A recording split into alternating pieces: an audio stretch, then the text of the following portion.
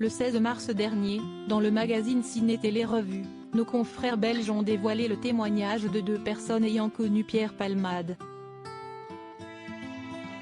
Mathieu et Stéphane, prénoms fictifs qui leur ont été attribués, ont ainsi vu le comédien lorsqu'il consommait de la cocaïne, dès le début de sa carrière.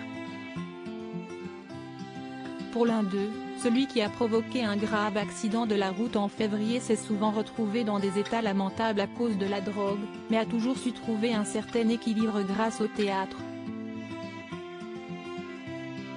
Le lendemain, de ses excès, je ne vais pas dire qu'il était frais, mais il pouvait travailler.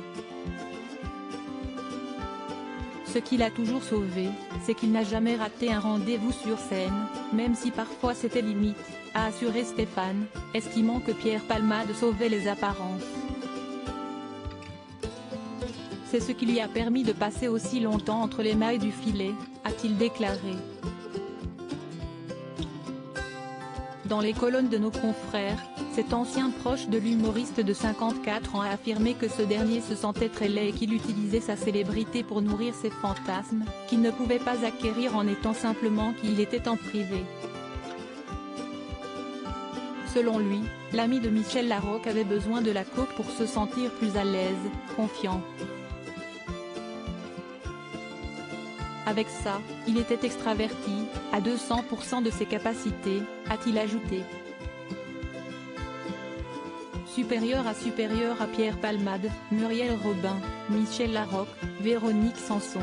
Les femmes de sa vie de fête de 72 heures rendues possibles grâce à l'addiction, mais il y avait bien évidemment un revers de médaille avec cette situation, à savoir les redescentes difficiles. Quand il n'était pas sous drogue, il était triste, il n'était plus que l'ombre de lui-même, a-t-il développé. Des fêtes qu'on a passées ensemble durant des nuits, j'en rirais encore s'il n'y avait pas eu le drame que l'on connaît aujourd'hui, a ajouté l'interlocuteur de Ciné Télé Revue.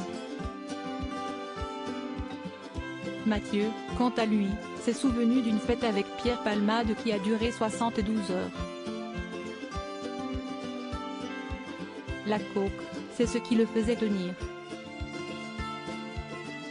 Ça lui permettait de rester éveillé. Souvent, on faisait ouvrir des boîtes de nuit rien que pour nous, car en début de semaine, elles sont généralement fermées. On se retrouvait à 10 dans un dancing, a-t-il lancé, en se remémorant aussi l'ancienne difficulté de l'humoriste à assumer son homosexualité.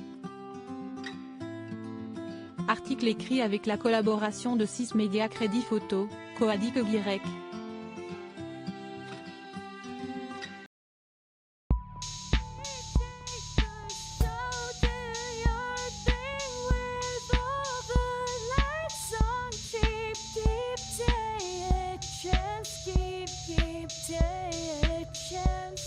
You can just keep